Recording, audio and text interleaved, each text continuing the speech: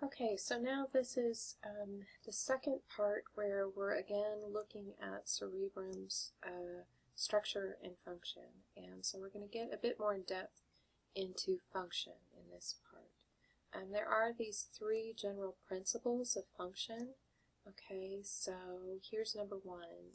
Receive sensory information from one side of the body. It will go to the opposite lobe. And motor commands go back that same way. The other thing, if you remember, cerebral hemispheres, so that's the right versus the left, okay, and they each have slightly different functions.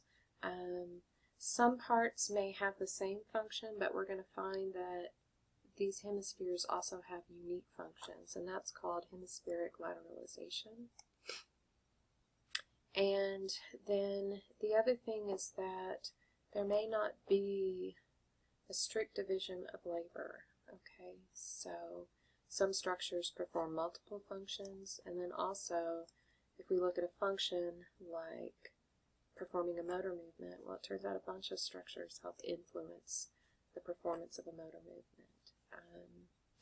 And again, I would point out this sentence right here, we use much more than 10% of our brains. We use our entire brains.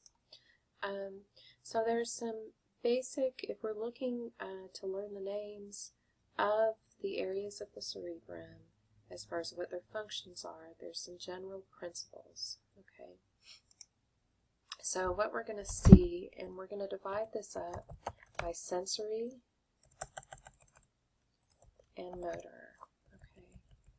So under sensory, we're going to have primary areas, and we're going to have what's called association areas. Okay, so a primary area is going to be an area that receives the raw sensory data. Okay, and then an association area is going to interpret the sensory data, the sensory information. Okay. So, for example, the raw sensory data, if I'm looking at this pen, okay, I might think, well, there's some colors. These colors have certain shapes. This thing is long. It's got more purple here than in the middle. The middle has more white. Okay, so these would be raw data. The interpretation would be, I think this is a pen. I think this is a pen that I can turn on using this. Okay, so again, just the raw data, shades, colors, shapes, but interpretation gives meaning to it. And so for any sensory function, auditory, which is hearing, visual, all of that, we're going to have primary areas and association areas. Okay. Now motor, on the other hand, the primary areas, okay, these are going to initiate a motor movement. And then association area, that is going to adjust motor movements. So it doesn't, the association area, it doesn't initiate a movement, but it can help fine-tune it. Okay, so we'll go through and we'll look at some examples of these. Okay, so again, we're looking at the cerebrum. We've looked at structural landmarks. So the structural landmarks would be a gyrus, a sulcus, a lobe. But now we're going to talk about these things called functional areas. So that's which part of the brain has a specific function. Okay. So we may see this here. So we've got the visual cortex. It can also be called the primary visual cortex. This is the area in dark green that receives visual, that raw visual data. Visual association area is light green, okay, and that's going to be interpreting that visual data that was received. The same for the auditory association area and the auditory cortex. Again, the cortex, you can also call it primary auditory cortex, receives the raw data. Auditory association area would interpret that data. So say, for example, you hear this loud noise, and then the auditory association area would say that was the slamming of the door, or that was a cry of a child. Okay. And, you know, I mean, sometimes you can't make meaning of a sound, and that's because these areas develop, the association areas develop over time. You may not have heard it before, so you don't yet know how to make meaning of it. We have the same thing, the primary sensory cortex. It's on a specific bump back here. We know the name of this bump. So see if you can get that down. And so sometimes this is called the primary somatosensory cortex. It's receiving all somatic sensations. Go back to chapter 12 if you need to review that. And then the somatic sensory association area, that's going to be interpreting those things. So for example, if you reach into a purse and you're looking for a certain object, the association area helps you recognize that, oh, I picked up my keys and not my lipstick. Okay.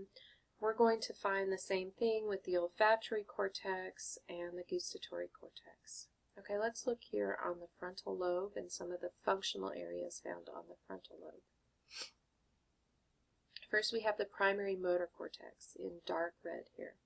That's going to initiate all voluntary movements, all somatic movements. Okay? The somatic motor association area, that's going to be the area that helps you to execute learned movements, just playing the piano, riding a bike, doing a sport, texting quickly. All of these things, the movements are made smooth by the somatic motor association area. Now you may have remembered, but wait, I thought that was the cerebellum. I thought the cerebellum adjusted these motor movements. Well, it does too. Motor movements are something that are going to be controlled by a number of different structures in the brain. But if it is a voluntary movement, it is going to be initiated by the primary motor cortex. Okay, and then up here in the front, the prefrontal cortex. Okay. This area right here is going to be involved in reasoning, in higher thinking, so doing a math problem.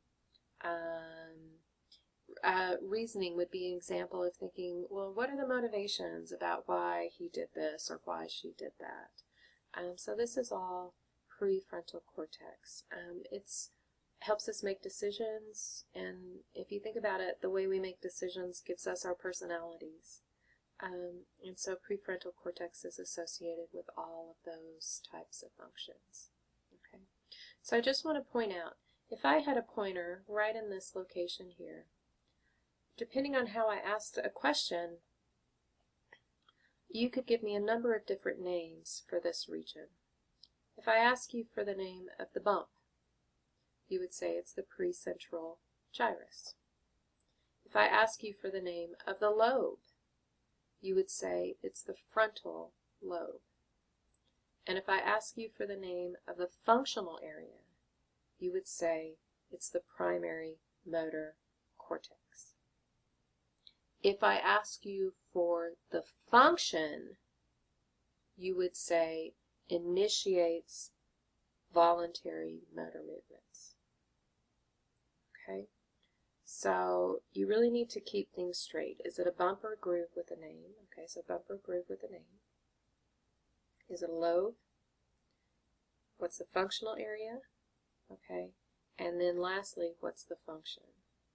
So your notes packets try and help you with this. Okay, so for example, let me do one of them. We were just on the primary motor cortex as a reminder. That's here in dark red. So I'll do that one with you and then see if you can do the other. So the function, okay, would be to initiate voluntary motor movements. Okay. And brain structure, I guess a better thing in this box here might be actually functional area. So the major brain region, remember we're picking from those 6 that we did at the very beginning of this homework lesson. So that would be the cerebrum. Well, what lobe is it on? When we go back and say, oh, it's in this kind of pinkish red lobe, so that is going to be the frontal lobe. Okay, and then we ask, what's the specific gyrus? What's the name of the bone?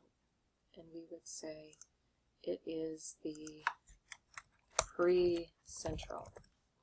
Okay, so we could actually, depending on how the question was asked, we could have 5 different answers to the question. So particularly when you're in a practical exam, make sure you're looking at, is it asking for the gyrus, the lobe, the major brain region, the function, or the functional area? Okay, so I believe that these different activities are here to help you get some practice in learning these different concepts. I would just practice those until you can do them by memory. You need to know all of this information and how everything connects together, how lobes connect to functional areas.